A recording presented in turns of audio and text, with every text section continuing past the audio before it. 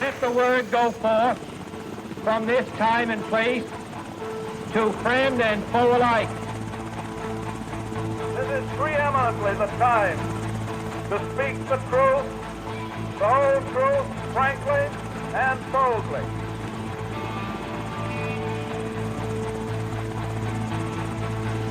History doesn't have to be boring, buttoned up, or inaccessible. And it certainly didn't end in 1945. It belongs to all of us, and we share and add to it every day. Welcome to the History A Go-Go podcast, where I interview interesting guests, cover a motley crew of topics, and it's a place where you can sit, think, and drink all at the same time. I'm your host, Rob Mellon. My guest today is historian and religious philosopher, Dr. Benjamin Park. He has become a national voice for issues concerning American religion and politics and is currently a professor of history at Sam Houston State University. Park is a distinguished writer who has written op-eds and essays for The Washington Post, Newsweek, Religion and Politics, Talking Points Memo, The Houston Chronicle, The Dallas Morning Star, The Salt Lake Tribune, and others.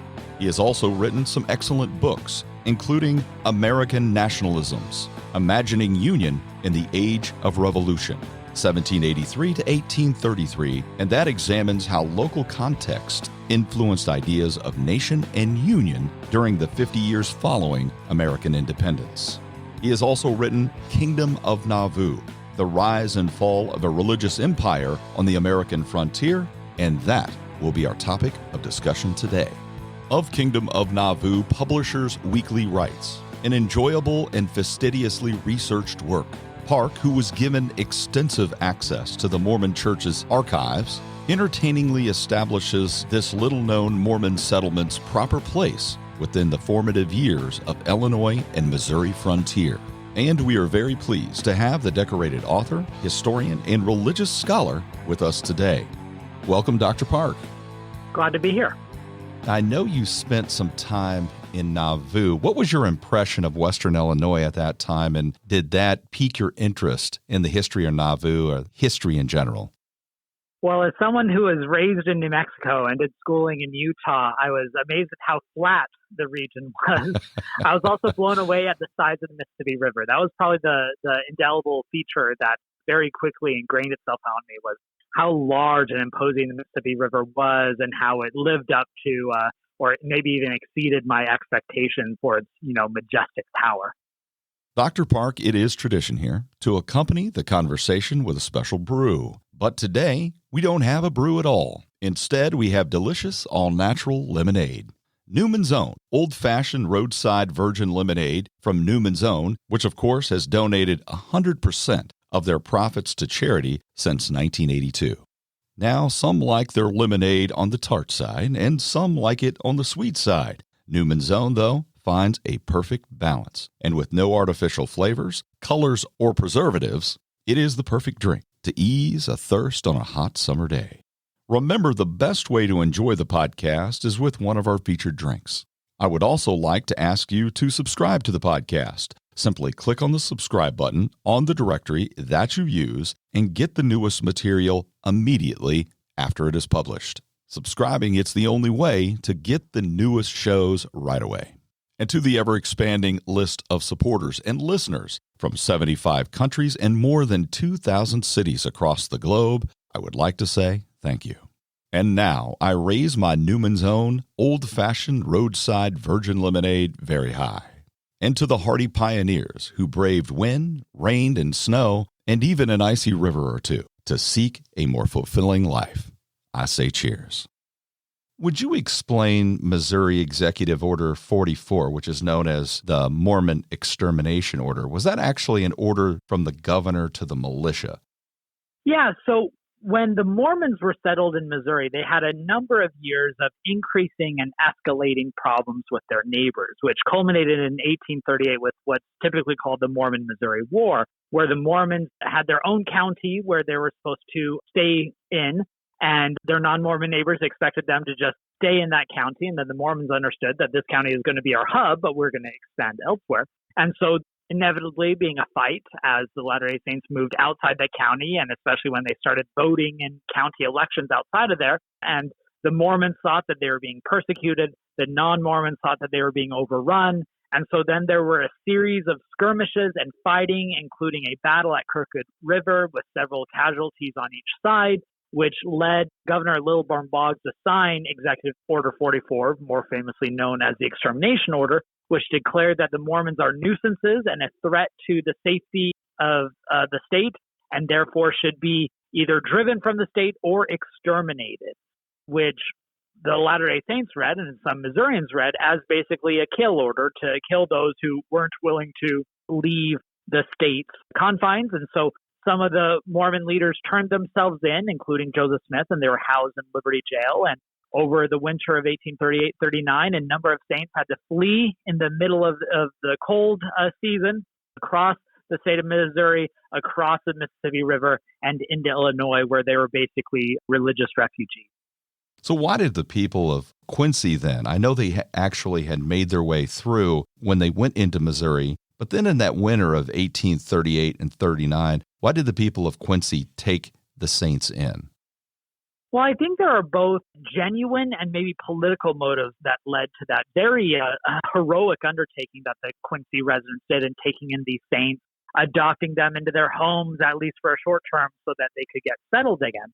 I think there was a genuine sense of Christian benevolence, believing that these are persecuted outcasts, that they could show a warmer face. But there's also a political degree to where Illinois and Missouri were rivals back then. Missouri was seen as the example of what a frontier slave state could be, and Illinois was supposed to be the example of what a frontier free state could be. And so there was an enemy of my enemy is my friend type of thing. And so if the Missourians hated these Mormons, maybe Illinois can serve to be a much kinder state to prove that we are the better citizens. And so I think both those genuine and political motives went into that decision to really do a very charitable decision to shelter those Mormons as they were fleeing their executive order to be exterminated.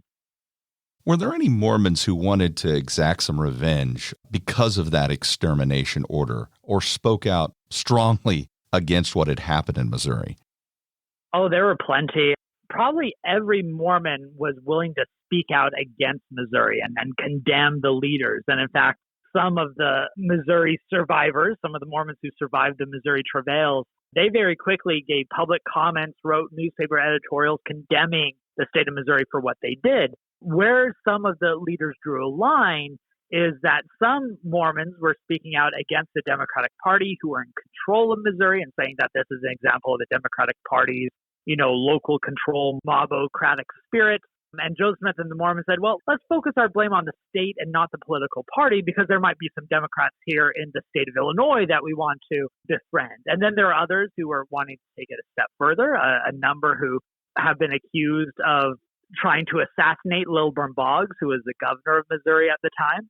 We will probably never know whether they actually went through on that threat, but I think it's fair to say that the Mormons were not fans of Missouri, and they were very willing to speak out. What were the political dynamics then in Illinois which made it more hospitable for the Mormons, at least initially in the beginning of the 1840s?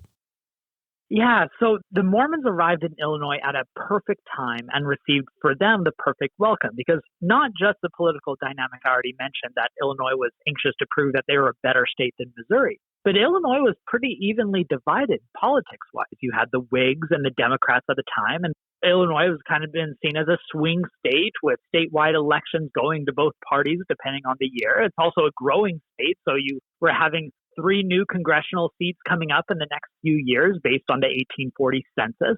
And so this made circumstances quite ripe for the Mormons to participate and demand, some things in return because you're getting new congressional seats.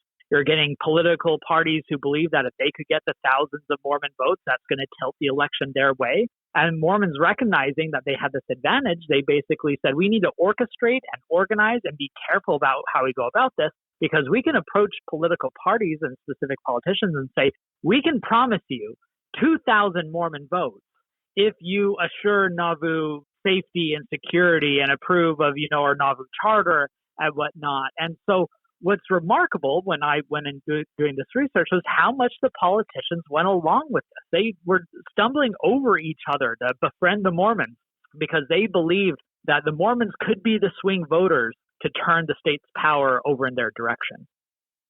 And of course, Nauvoo was founded. Originally, it had a couple of different names. I think it had the name Venus at one time and then Commerce. Yep. But then it becomes Nauvoo. But Nauvoo's history doesn't happen in a vacuum. Right. So can you explain how the history of Nauvoo kind of dovetails with American history of the 1840s? Yeah, and I'll even add one more name before that. Before it was Venus, before it was Commerce, it was Quashkima, which is, this trading place for indigenous tribes in the area. So, I mean, this region has a long history of lots of people coming in, but what it didn't have a history of up until that point was lots of white settlers who were actually wanting to live on the land. You had lots of speculators and the land going through a number of different speculation firms and individuals' hands. But what the Mormons saw was this is our chance to rebuild. So what I find fascinating about fitting this Mormon story in this broader story of American expansion is, on the one hand, the Mormons embody this expansion narrative to where the growth of Nauvoo was very similar to the growth of other Illinois cities at the time, of just kind of growing up overnight and becoming a bustling town with thousands of residents. On the other hand, it was supposed to be a check against this American expansion. It's not going to be, you think the previous name was Commerce, so it reflected that it was going to be this economic outpost of America's expanding capitalistic empire. Well, Joseph Smith rechristens it Nauvoo, which was going to give it a sacred meaning. It doesn't fit into America's capitalistic empire. It's going to be a correction to it, returning God's law, returning God's truth. And so their primary affiliation, their primary allegiance was to the kingdom of God, not to the Republic of America.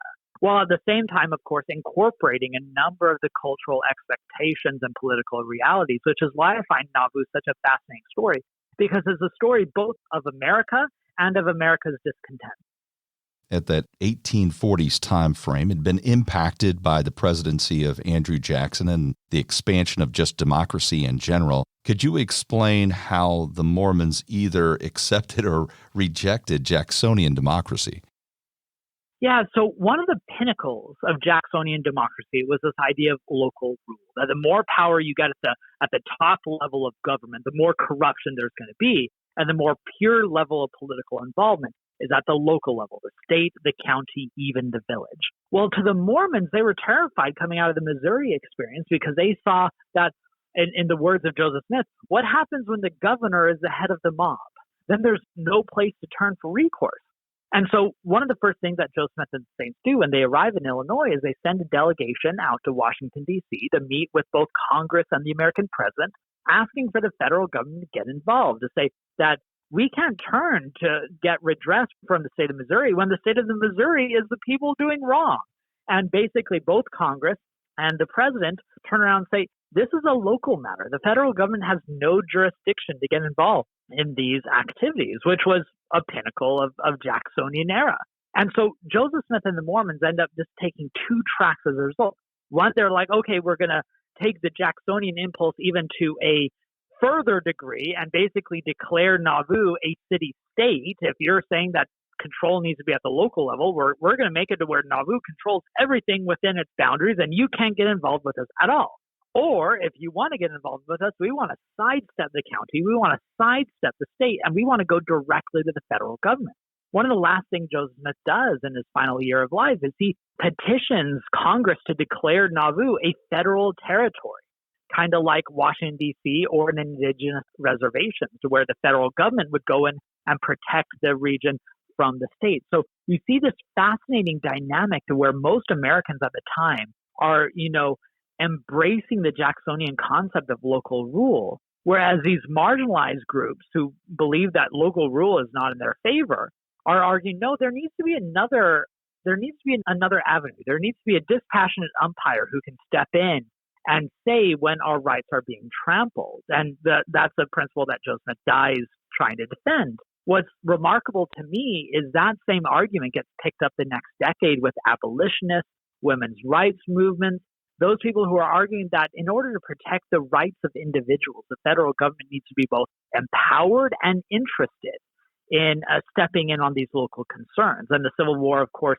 redirects the American notion of rights to empower the federal government to do that. And the Mormons were experiencing that dynamic very early on. Were there other utopian societies during that time which were that political or engaged with the community around them? Because it seems like many of the other movements were totally segregated, but Joseph Smith is interested in making contacts locally and interested in expanding the power of the saints politically. Yeah, I bet when you're thinking of these utopian groups that are trying to be detached, immediately comes to mind the Shakers, maybe the Oneida community, but the groups that actually want to be political, there's very few. I would argue that the most relevant comparison are probably the Catholic community. Now, of course, the Catholics have existed for a much longer time. They have an international presence by this time, and they're seen as a foreign religion in America. But you also have Catholic communities that are fighting for their rights, getting involved in local politics, and being on the receiving end of large doses of skepticism from other Americans who fear that they didn't belong. I mean, the same month that Joseph Smith is killed by a mob at Carthage jail, there were anti-Catholic riots in Philadelphia over the same principles, because the people in Philadelphia said these Catholics can't be trusted and therefore they shouldn't be able to vote at the polls, which is a very similar concern that was being hurled toward the Mormons. So I would think the Catholics are probably the closest example, even though it's definitely not a one-on-one comparison given the Catholic Church's much larger and longer history. During your research, what did you find about the voting patterns of the Mormons during the 1840s? If they're getting engaged and being, courted by both political parties, the Whigs and the Democrats, what's their voting habits and how did voting take place in Nauvoo specifically? So I went into the project knowing that the Mormons performed what's called block voting, all voting as one singular unity. What surprised me, however, was realizing how open they were about it and how unapologetic they were in defending that they're going to vote as a block. One of the LDS leaders, who was both an apostle in the church and the editor of their local newspaper, even wrote out that what good can it do the church and the city of Nauvoo for one half of our residents to disenfranchise the other half, meaning one half voting one way and the other half voting the other, making Nauvoo's vote powerless. No, instead, if we want to hold politicians to protecting our rights and fulfilling their promises to us and watching out for our interests, then we need to actually come through and act as a unified body.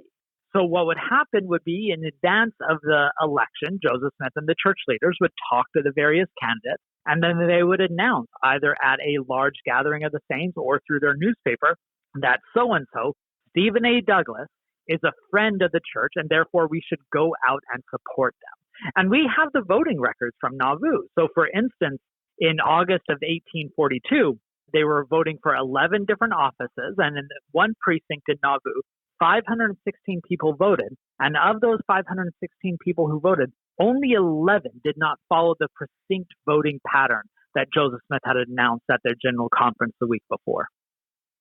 Is it that type of block voting that starts to place some form of fear in the residents or the people around, say, Hancock County? Because Nauvoo has to have a tremendous impact on the county in the 1840s. Yeah, it absolutely did from the very beginning. So their neighbors were terrified from the very beginning when they saw the block voting started. And then their fears were confirmed when they witnessed how successful the block voting was.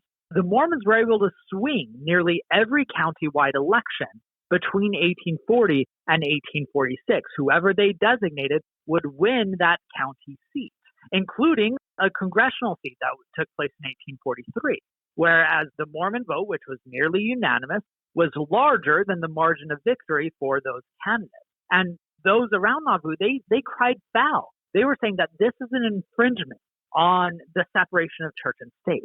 Thomas Sharp, who is the famous newspaper editor of Warsaw Signal, he wrote that the Mormons have the same rights as any other religious group, but as soon as they step in the political sphere, as soon as they start acting as a political body, they forfeit their rights to being a religion because now they're acting as politics.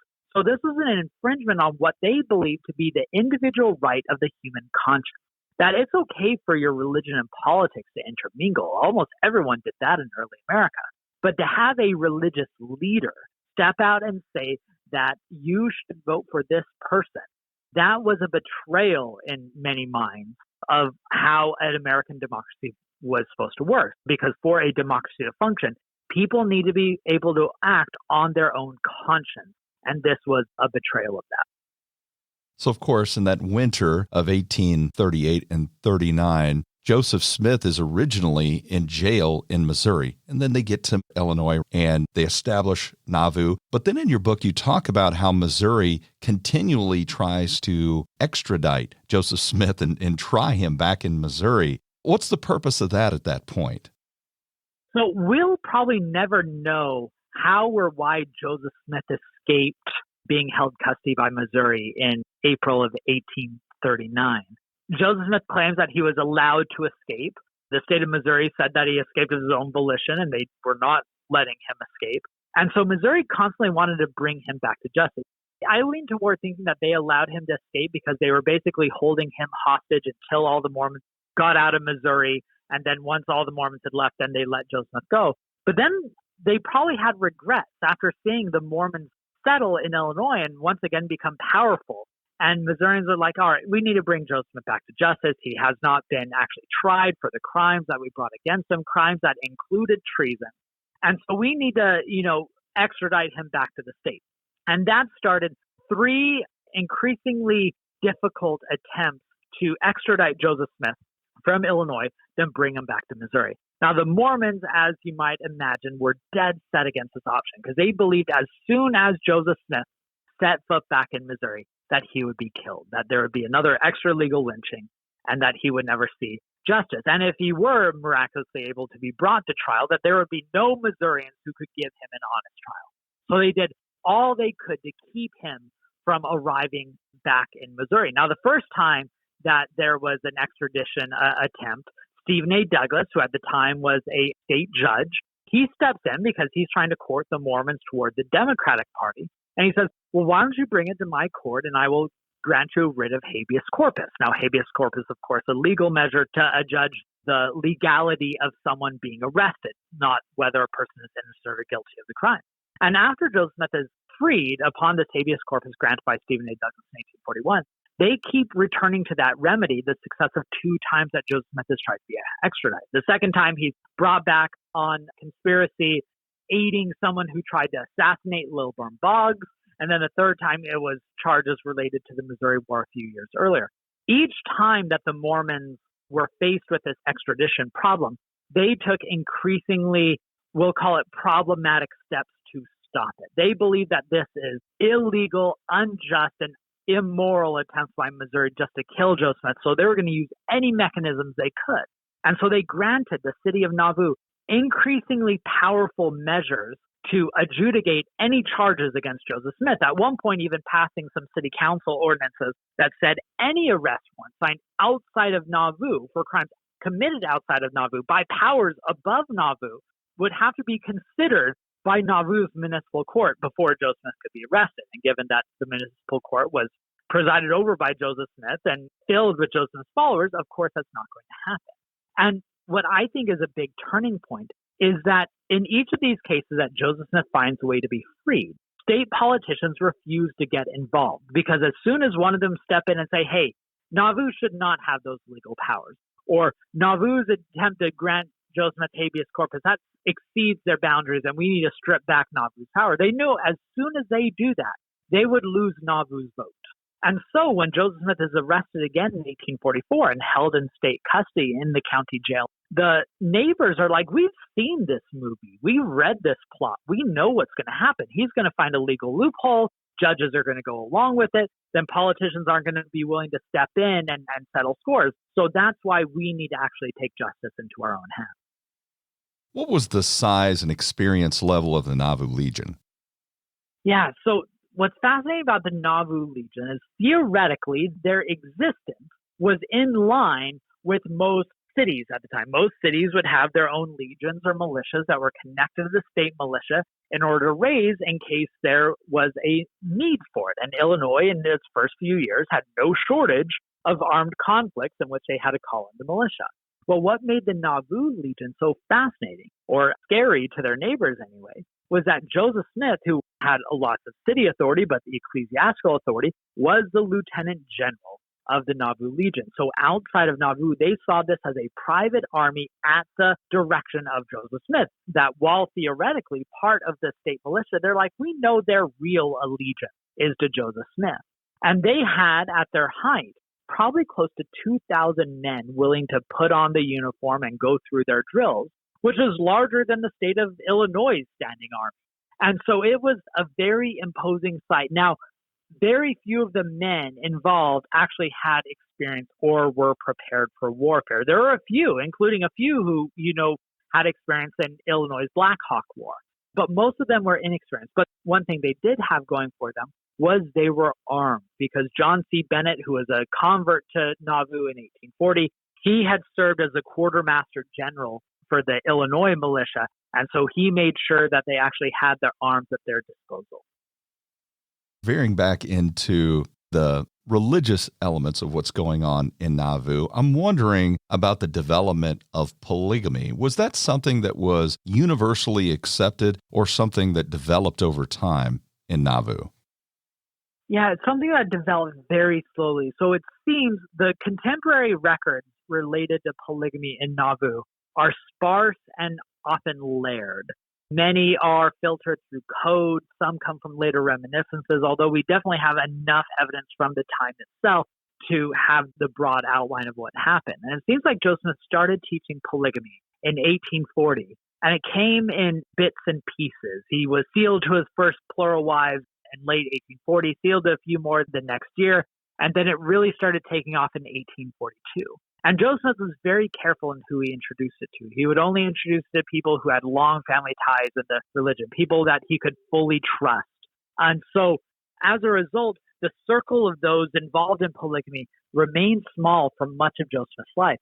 It wasn't until his last year that the number of people who actually learned about it grew, which also inevitably meant that a number of people introduced to it rejected the practice. And so starting the fall of 1843, there was a growing number of saints who believed that polygamy was a corruption of Mormon doctrine, turned against Joseph Smith, and formed a dissenter movement, and at one point even a dissenter church. And one of their first actions as a dissenter movement was organizing their own newspaper, the Nauvoo Expositor, in which they promised to expose all of Joseph Smith's private and public dealings to the world writ large. About the women early on in Nauvoo, do they have any political power, even at the local level? And what was their position on polygamy? In 1842, a number of women approached Joseph Smith and proposed that they form their own women's society, which eventually came to be known as the Relief Society. This was at a time in America where there are a lot of women's societies poking up throughout the nation to form things like raising money, sewing clothes, debtor relief, helping women whose families are breaking apart. But Joseph Smith and some of the women actually had a much broader vision for what this Mormon Relief Society could do. And they very quickly had a place in the public sphere. They could speak out on moral issues. They were supposed to investigate the culture in Nauvoo to make sure that everyone is living upright. They even got involved with politics, writing petitions, writing letters to leaders in the state. When Joseph Smith was on the run during one of his extradition attempts, the Relief Society presidency signed a petition and personally delivered it to the governor of Illinois.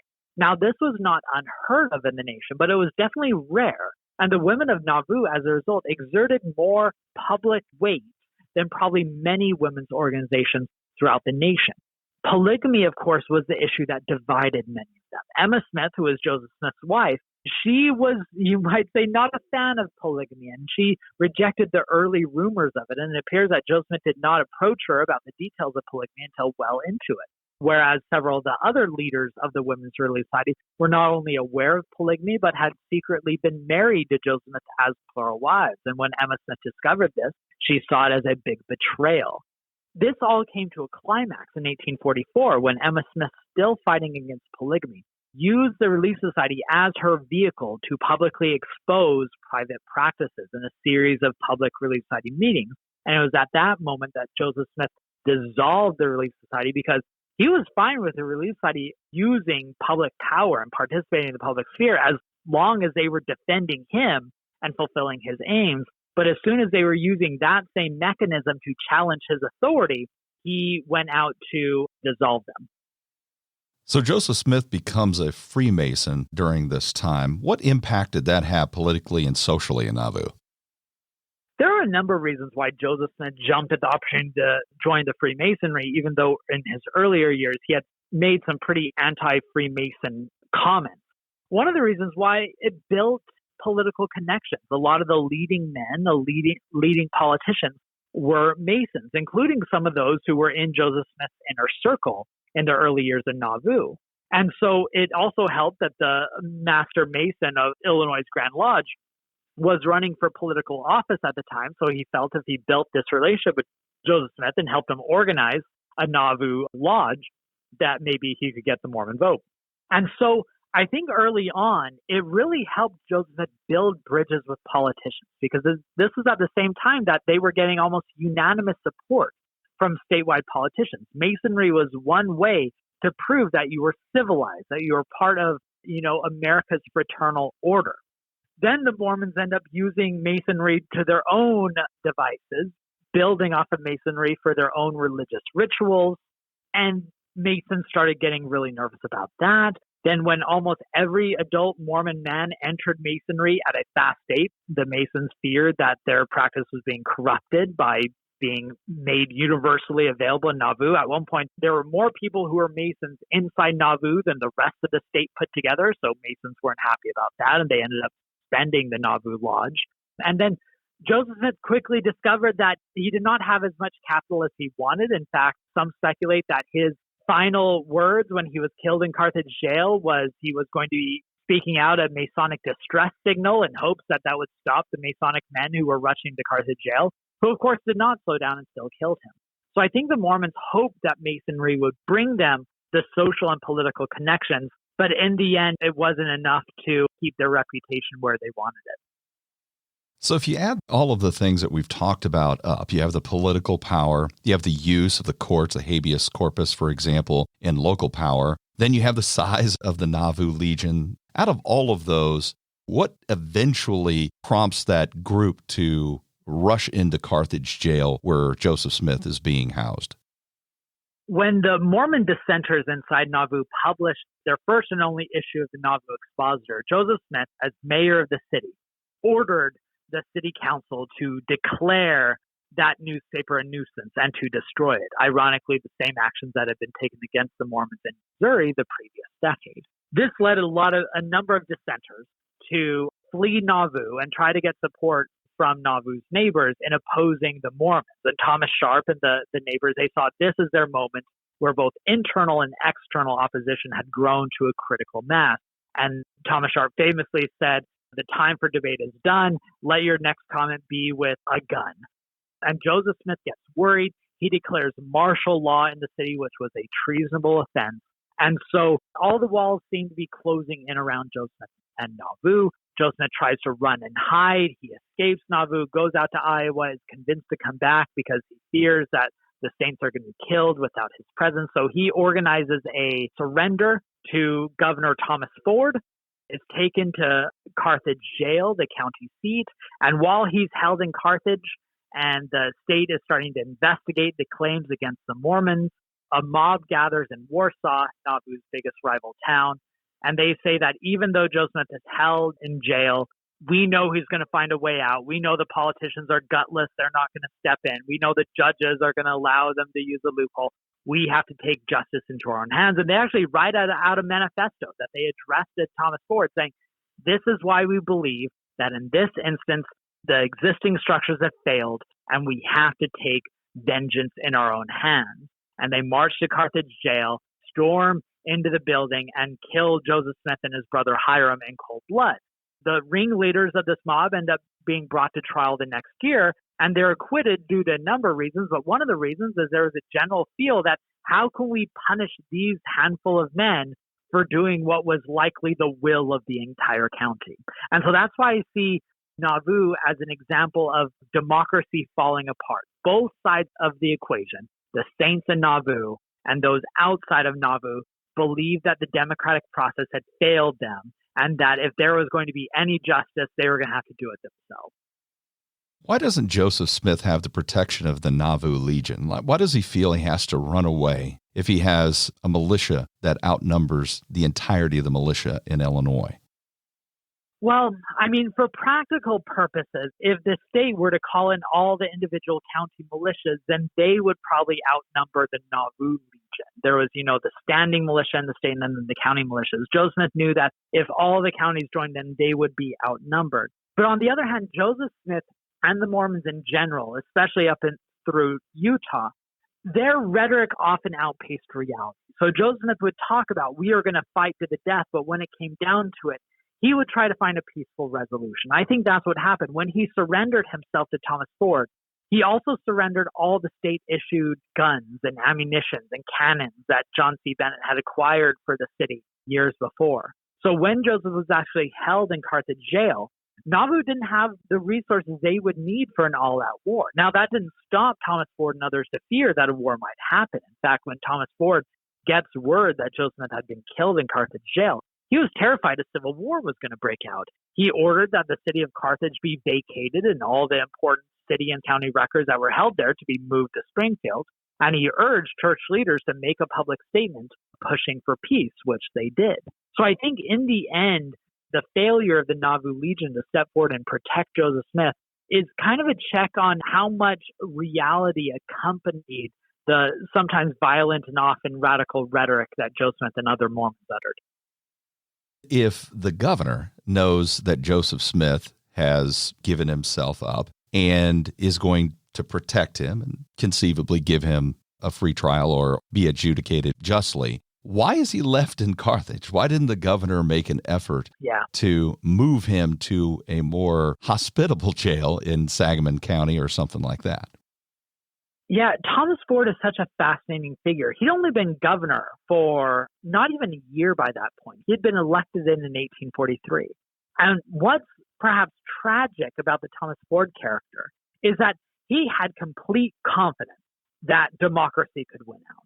He believed that if humans were given the correct structure and the political interest involved, that they would actually, even if they don't like it, they will follow the rule of law. And so he expected when he left Carthage to go do his investigation at Nauvoo and left Joseph Smith in the Carthage jail with the decreased military presence there, he assumed that people were still going to follow the law, even though they were upset with Joseph Smith. What he did not understand was the extent of vitriol that was felt toward the saints, and that other Americans, including those in his own state, did not share his fundamental belief that justice will always win out in democracy. And I think it was in that failure to recognize the threat that Thomas Ford fell short to addressing that crisis.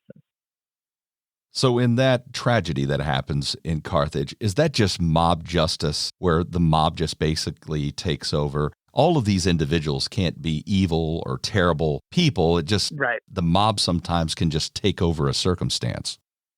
Yes and no. So yes, it is mob justice, it's mobocrat. In fact, they defended it as such.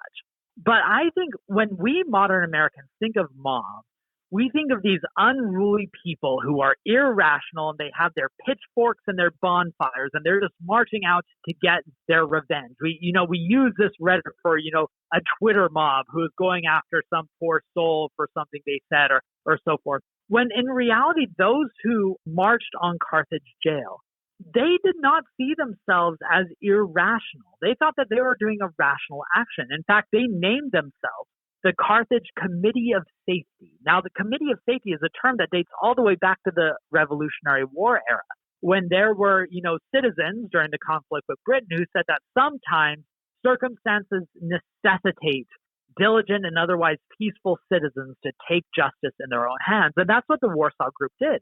In fact, when they wrote their manifesto, I think that moment is important for us to remember because we don't typically think of irrational mobs saying, hey, everyone, slow down, put down your pitchforks. We need to write down a detailed and politically sophisticated justification for what we're about to do. But that's what they did because they believed they were the true defenders of democracy and that for democracy to survive, they have to take this action. What was the Council of 50 Minutes? Was that just purely a theocratic council, or did it have political power? So the Council of 50 was Joseph Smith's last council organization in his lifetime. Now, it was a pretty common practice in Joseph Smith's life to whenever there was a big development or circumstances changed, he would organize a new council of leaders and followers to kind of coordinate this response. And in Joseph's final few months, he saw that things were escalating to a climax that he didn't know what was going to be yet, and that there were a number of things going on. He was running for president in a protest campaign. The Saints were considering immigration options outside the United States, either to Texas or to California or Oregon. They were writing petitions to the federal government to make Nauvoo a federal territory. And he decided that we need to have a more consolidated effort. So he organized men together into a council that was pretty explicit in their aims. They said, we are organized a theocratic council that is going to restore God's voice into political matters. That was their language. They did not soften it all. Of course, this was a secret council. They did not expect word of it to spread. They wanted the minutes, the records of their meetings to be absolutely secret. I don't know if they had any actual ambitions for it to be a governing council in the world. To me, I see it as more of a bridge organization. They saw that eventually God was going to return, and they lived in this millenarian framework in which the second coming could be any day, that this is going to be God's theocratic council. Once all humankind's kingdom fall apart, only God's rule is going to remain, and that's what the Council of 50 is going to do. So it was Nauvoo's organizing council for the remaining 18 months that they were in Illinois. But whether they were ever going to go public with it and say that this is the new governing council of the world, this was, I think, another example going back to the Nauvoo Legion of where rhetoric was likely outpacing reality. But they didn't know that if their records ever got into certain hands, that it would be the death of them. So in fact, when Joseph Smith was being marched off to Carthage jail, he turns to the secretary of the Council of 50 and says, you need to go burn those minutes because we don't want those falling in the wrong hands because surely we would then be charged with treason. Luckily for all of us, that secretary, instead of burning them, he buried them in his garden and then dug them up again a few months later when things calmed down. And then those records remained confidential and sequestered from historian access all the way up until 2016 when the LDS Church released them. And it was when I was reading those documents as a historian of early American religion politics that I realized there is a story here. And so in many ways, my book is meant to give the background of why did they create that council and what does that council tell us about antebellum America. If you take those final months of the Mormons in Nauvoo, I think initially the people of Hancock County probably think the Nauvoo Legion's coming. They outnumber us. We've now killed their prophet, Joseph Smith, and then they're calling out for help down to our county, actually, in Adams County, and even individuals who had helped protect the Mormons just probably a few years before. Some of them went up to help protect, at least in their estimation, the people of Hancock County. Mm-hmm. Is that situation it's too sour at that point to stay in Nauvoo, and the time was going to come when they're going to have to leave Illinois? Yeah, I think so. And there were some Mormons who recognized that the writing was on the wall. Those who were pushing that maybe we should move to Texas. Maybe we should move out to Mexican territory. Maybe we should consider other settlement options, that things aren't getting better. And this was a common pattern. The same thing had happened in New York and Pennsylvania. The same thing happened in Ohio. And then most recently, the same thing had happened in Missouri. So I think they saw the writing on the wall.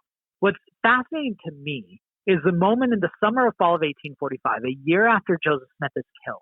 And now the churches, a majority of those in Mormonism were now following Brigham Young and the Quorum of the 12 Apostles. And there was an increasing number of skirmishes. Those outside of Nauvoo believed that the Mormon threat was going to dissipate once Joseph Smith had died, except that didn't happen. The Mormons remained mostly united and they remained involved in political measures. And so after the Mormons participated in the August 1845 election, once again, there was fighting in Hancock County all the way down to Adams County of the Mormons and the non-Mormon neighbors.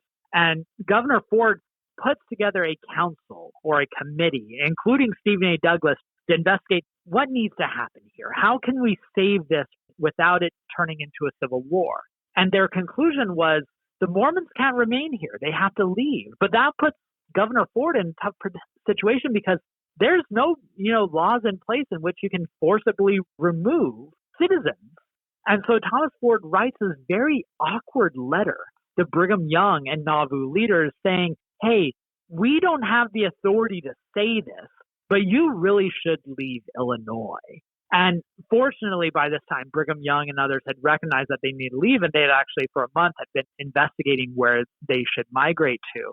And so this just comes down to this fascinating quixotic tale in America to where we believe democracy is meant to incorporate these divergent voices and these competing groups.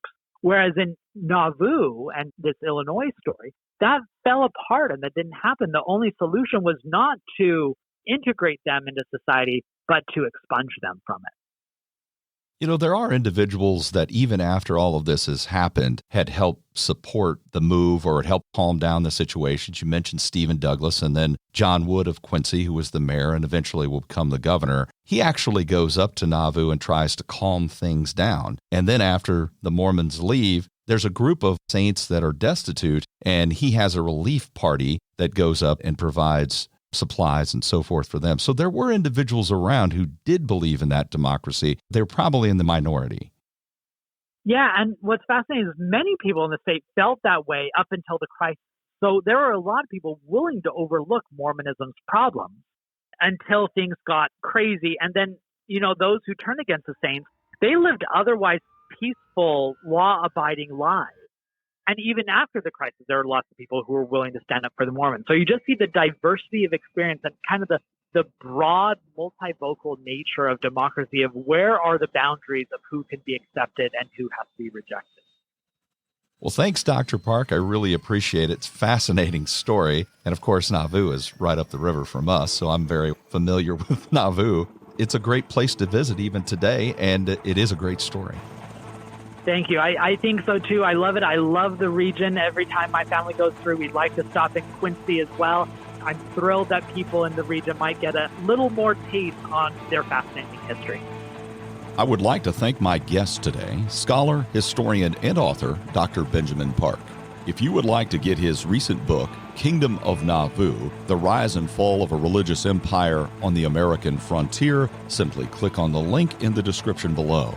Of the book, Professor Richard Bushman of Columbia University says, Benjamin E. Park creates a startling picture of Nauvoo, the church, and the nation that all historians of the period will have to grapple with. Our feature drink was Newman's Own all-natural, old-fashioned roadside virgin lemonade. And if you liked our talk today, please share this episode with a friend. And remember once again to subscribe to the podcast. For more information on featured authors and books, like the History A Go-Go Facebook page, and you can check out the YouTube channel as well. The music was provided by the great North Carolina band Bones Fork, and information on their new album, Beautiful Circle, is just a click away. It's in the description below also. And finally, to the growing list of listeners and supporters from several countries and hundreds, thousands of cities across America and the globe, I would like to say once again, thank you. There are many more great episodes on the way. So join us again next time when we talk, think, and drink on History A Go-Go.